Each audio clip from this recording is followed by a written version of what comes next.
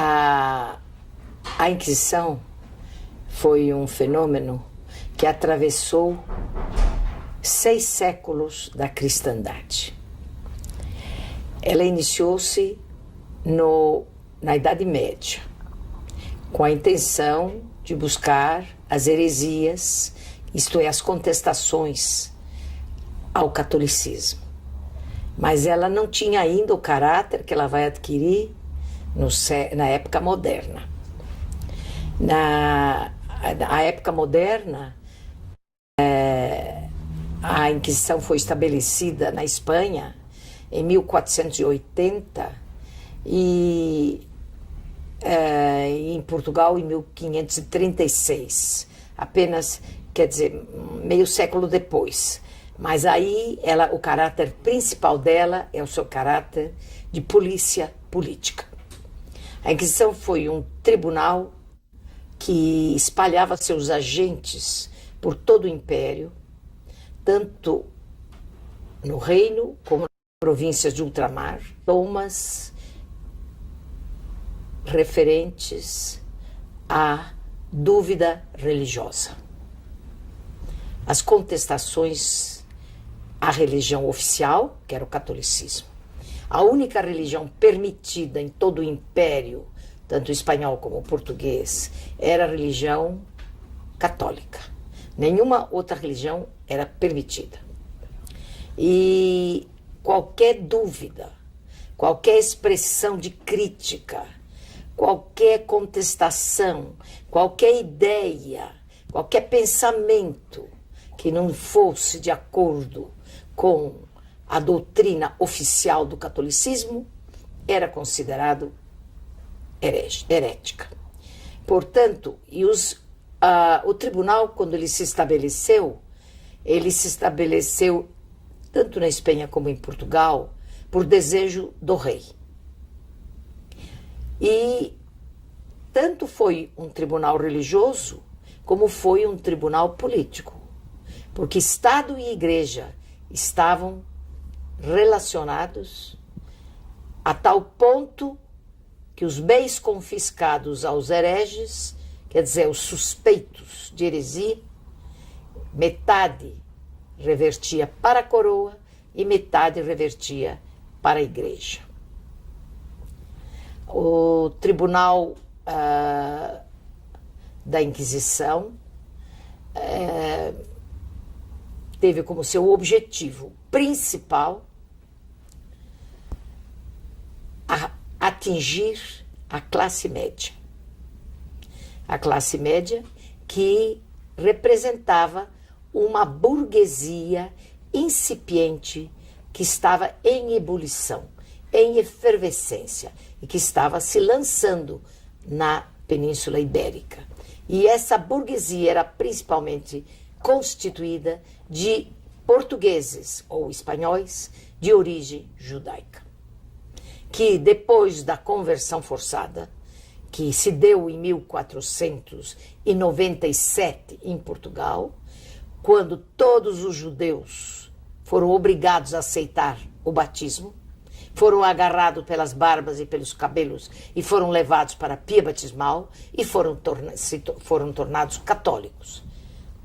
A partir dessa data, a sociedade portuguesa, e a espanhola também, só que o fenômeno espanhol é um pouco diferente do português.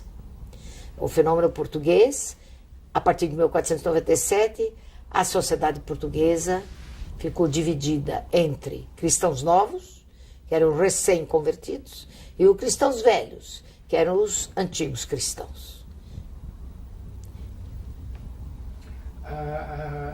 Além dos judeus, outros também foram levados a... A maioria dos perseguidos em Portugal dos perseguidos, dos denunciados, dos prisioneiros, foram os portugueses de origem judaica, conhecidos como cristãos novos e acusados do crime de judaísmo. Agora, a Inquisição, no início, e a Inquisição foi estabelecida exclusivamente por causa da questão judaica. A Inquisição foi uma instituição claramente voltada para o problema judeu. O que incomodava em Portugal eram os judeus. Havia também árabes, havia outras minorias, mas a maioria perseguida foi a classe média, a burguesia constituída de judeus. Agora, depois, posteriormente, não no início, porque o início, tanto no Édito de Expulsão da Espanha, como na ordem de Dom Manuel da conversão forçada, sempre o objetivo eram os judeus. Agora, posteriormente e gradativamente, outras heresias foram sendo introduzidas, relacionadas com a fé, com a religião, com a crença ou com o comportamento. Aí então foram incluídos, além do crime de judaísmo, outras heresias, como blasfêmias, proposições heréticas, bigamia, sodomia, homossexualismo. E a Inquisição passou a perseguir também esses comportamentos e esses outros crimes. Mas eles sempre constituíram uma minoria em Portugal e sempre constituíram um objetivo secundário da Inquisição. Porque a Inquisição estava preocupada com o confisco. A Inquisição foi um tribunal político e religioso com interesses econômicos. O que a coroa e o que a igreja estavam interessados é no maior quantidade de bens que ela podia confiscar a essa classe média. E a heresia a religiosa e a religião era um excelente pretexto. Então, dizer que qualquer um indivíduo podia acusar um outro, um rival por alguma razão qualquer podia acusar um outro, um parente podia acusar um outro parente, cartas suspeitas, cartas anônimas eram recebidas e aceitas como testemunho do crime. De modo que toda a população portuguesa se tornou vulnerável, porque ninguém sabia quem poderia ser denunciado amanhã. Mas a maioria, realmente, os maiores vítimas foram realmente os judeus. Bom, os judeus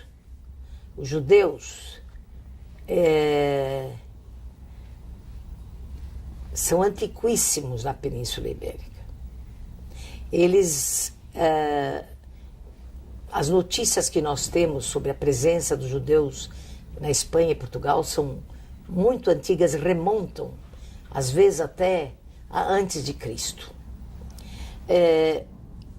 Eles constituíam realmente, em Portugal, uma classe média com um nível de vida bastante confortável. E isso suscitou, e eram homens engajados no comércio, os homens engajados eles eram artesãos e, além disso, alfabetizados, de modo que eles possuíam um nível muito acima da média da população cristã. Durante o tempo em que eles eram judeus, durante 15 séculos, eles viveram em Portugal como judeus.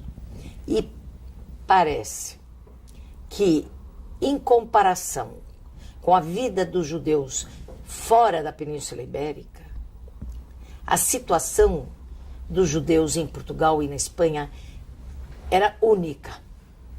Em nenhum lugar da Europa eles viveram em condições tão favoráveis como eles viveram na Espanha e em Portugal. Eles tinham as suas judarias, os seus bairros, onde eles viviam livremente, eles praticavam a sua religião com a maior liberdade, eram homens de prestígio e homens até colocados em situações de mando dentro do país, dentro de Portugal. Por exemplo, para dar um exemplo, no governo de Dom Dinis, século XIV, o mais importante judeu da comunidade, que era o rabino mor, Moisés Navarro, ele ao mesmo tempo é o ministro das finanças do rei. Então você pode ver que o mais alto cargo do país e o mais alto cargo da comunidade judaica era a mesma pessoa. Isso mostra o respeito que os monarcas portugueses tinham pelos judeus. Os judeus viveram nessa situação privilegiada. Portugal, nós não temos notícias, raramente, de explosões contra as comunidades judaicas. Em geral, eles viveram numa situação de cordialidade e de coexistência com as outras minorias árabes e cristãs. Os monarcas portugueses eram monarcas extremamente avançados, extremamente inteligentes e lúcidos, e eles conheciam o valor desta população judaica e utilizavam-os para os seus serviços. Então nós temos eruditos, temos pessoas de prestígio, temos até, quando foi constituída a monarquia portuguesa e Afonso Henriques conquistou Santarém, nós temos o homem que o ajudou na conquista e que depois teve o privilégio de utilizar o título de Dom, é Dom Yahia ibn Yahia. Ele ajudou o rei Afonso Henriques a conquistar Santarém, que foi quando se deu a separação de Portugal da Espanha. Até o fim do século XV, os judeus tiveram essa situação privilegiada em Portugal. Apesar de, nas reuniões das cortes, constantemente o terceiro Estado apresentava queixas. Cada vez e cada ano, na reunião das cortes, aumentavam as queixas contra os judeus, dizendo que eles tinham os melhores postos, que eles tinham melhores posições, os melhores empregos, e que eles eram favorecidos pelo rei, e sucessivamente essas queixas aumentaram, até que, em fim do século XV, em 1497, o rei Dom Manuel, pressionado pelos reis católicos, ordenou que todos os judeus fossem obrigados a se tornarem católicos. Bom, aí tem uma história muito bonita que eu muitas vezes conto para meus alunos, que é a seguinte. Em 1492, o ano que Colombo consta como descobridor da América, os reis católicos ordenaram a expulsão de todos os judeus da Espanha. Mas os judeus tinham uma opção. Se eles não quisessem se converter ao catolicismo, eles podiam sair. Mas quem quisesse ficar em Portugal podia ficar, mas como católico. Bom, mas a Inquisição já existia.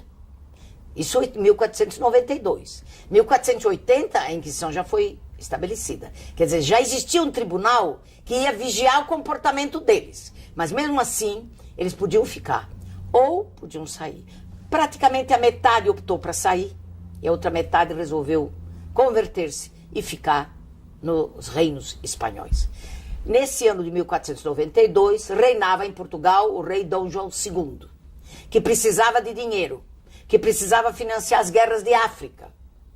E ele então faz um acordo com os judeus estarem em Portugal.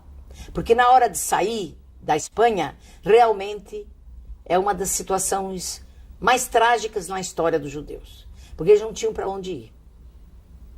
A Europa toda não deixava eles entrar. Nenhum lugar. A América não tinha sido descoberta. Eles não tinham para onde ir. Eles não tinham muita opção. O rei deu opção, pode sair, mas para onde? Então, saíram. E os cronistas católicos, Bernaldes, o cronista do rei católico, ele conta como eles saíram por as estradas, cantando, velhos, moços, crianças, cantando pelas estradas. Eles trocaram casas e propriedades imensas por um trapo de pano que eles pudessem levar consigo.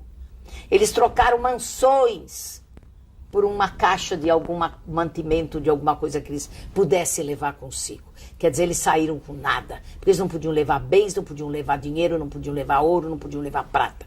Eles saíram com a roupa do corpo. E isso lembra muito a situação dos judeus no século XX, quando foram obrigados a sair da Rússia.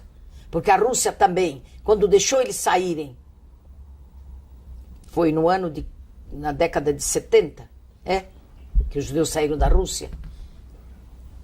Quando eles saíram da Rússia, eles saíram com 20 quilos. Eles só podiam levar 20 quilos. Foi assim que os judeus, que também tiveram que deixar tudo na Rússia e sair. A mesma coisa aconteceu. Eles não podiam levar nada. E aí, então, os velhos morriam pelas estradas. As mulheres davam à luz nas estradas. Mas eles cantavam as ladainhas judaicas para criar coragem e sempre com a esperança de que o Messias vai chegar. E o Messias virá um dia para redimi-los de todo esse sofrimento. E, nessa altura, o rei Dom João II de Portugal concedeu a eles de poder entrar em Portugal. Aí era fácil entrar, porque era só cruzar a fronteira. Deu 2 lugares para eles poderem entrar, pelo Badajoz e pelo norte, e eles então podiam se estabelecer em Portugal durante 8 meses apenas. Esses 8 meses, eles ficariam em Portugal, e depois de 8 meses o rei prometeu que ele lhes daria barcos, navios, e os ajudaria a sair para algum lugar, para onde eles quisessem ir. Mas o rei Dom João II recebeu por cabeça pagamento.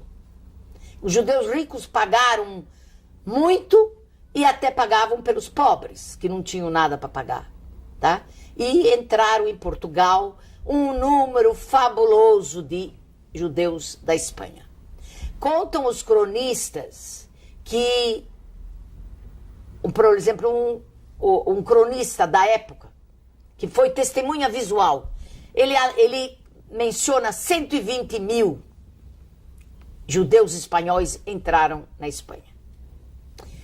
Esse número parece... Se sabem que estatísticas daquelas épocas não eram muito corretas, então não se sabe muito bem. O cronista dos reis católicos fala em 90 mil.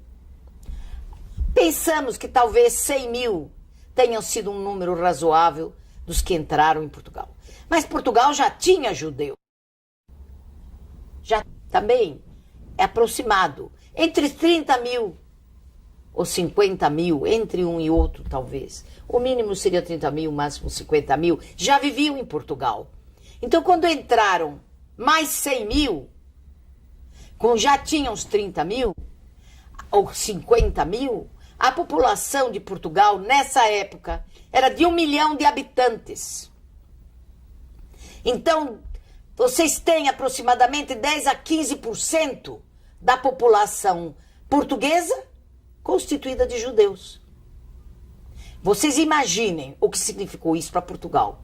Uma população alfabetizada, altamente qualificada, homens de negócios, comerciantes, homens ilustres, eruditos, pensadores, filósofos, geógrafos.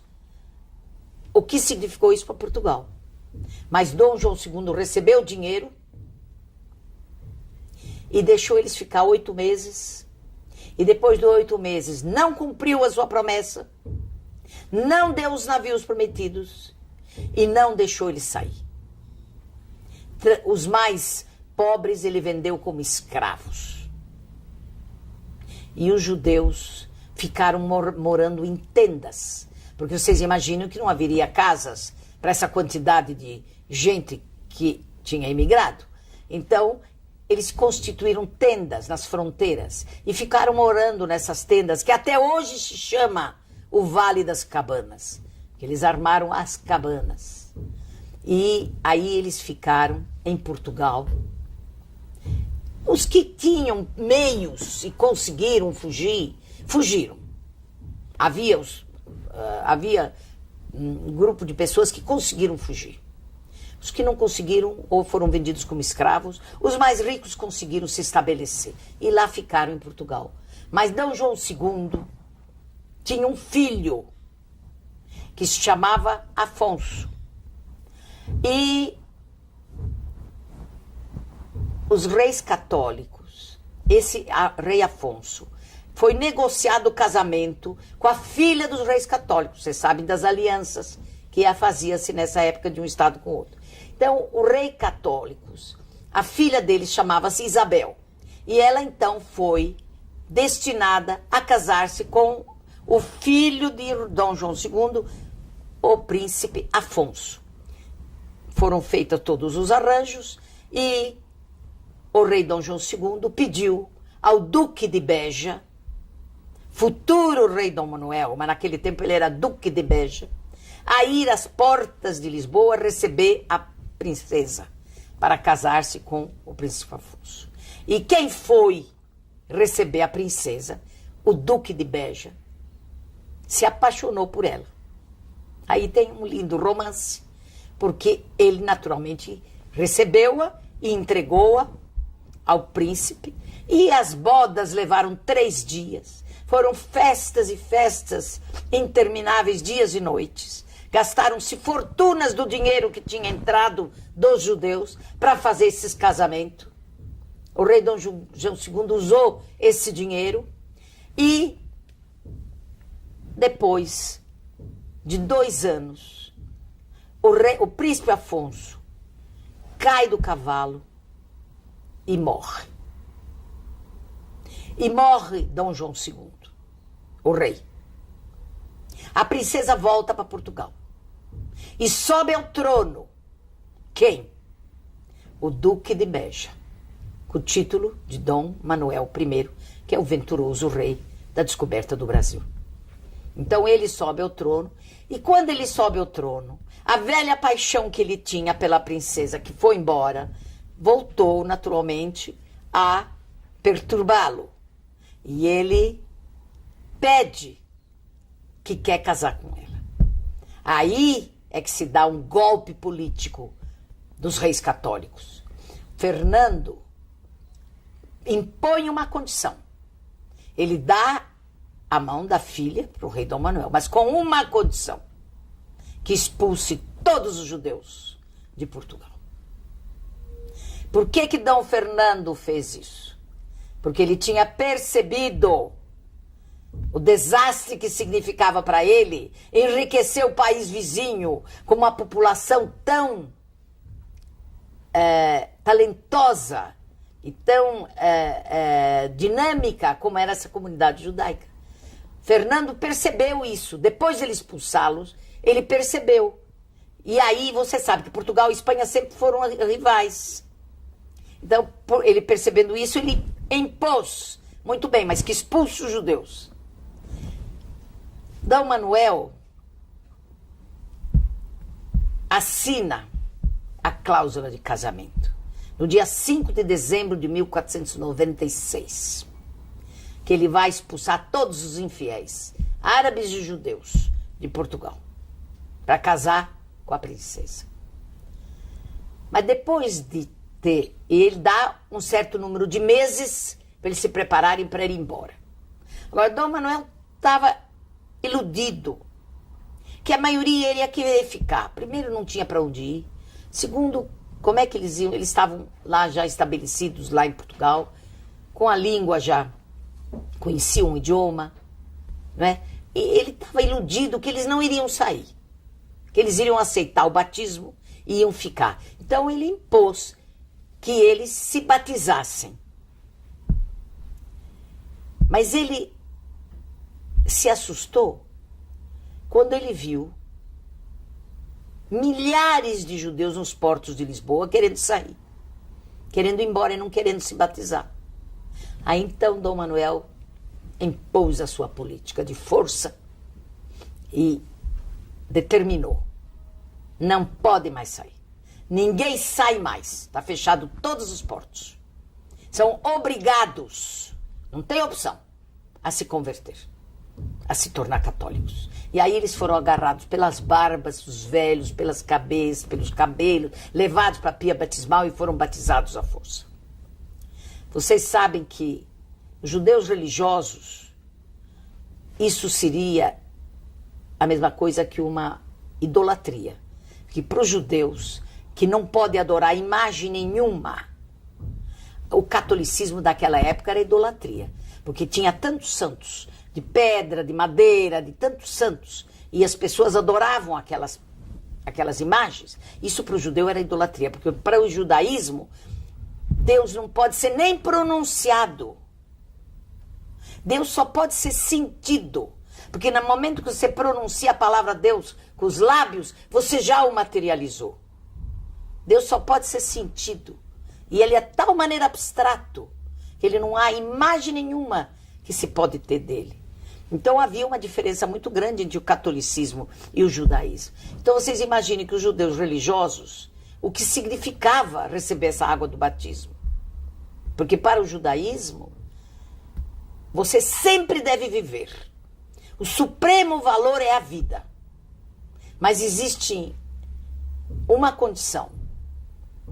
Você deve só morrer se você for obrigado a ser idólatra. Porque isso é o que mantém o monoteísmo. O monoteísmo. Mas sempre, sempre você deve procurar viver. Porque o supremo valor para o judaísmo é a vida. Então, vocês, no momento de aceitar o batismo, para o judeu religioso isso era uma idolatria.